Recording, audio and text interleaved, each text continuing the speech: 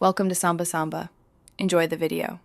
In this video, I will explain how to make a landing page on Linktree. First, you will need to create a free Linktree account. Simply visit the Linktree website and sign up with your email address. Choose a memorable username that aligns with your brand or personal identity.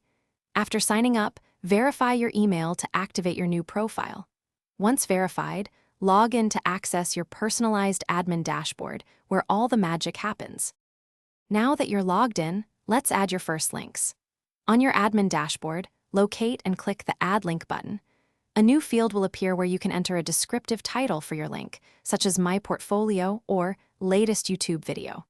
Then, paste the complete URL into the provided field. You can add as many links as you need and easily reorder them by dragging and dropping to prioritize your most important content. Personalizing your Linktree page is crucial for standing out. Head over to the Appearance tab in your dashboard. Here, you can upload a clear profile picture or your brand logo, which helps with instant recognition. Choose from various preset themes or customize your background, button styles, and fonts to match your brand's aesthetic. Don't forget to write a concise, engaging bio, ideally under 100 characters, to tell visitors who you are. Your Linktree page is ready to be shared.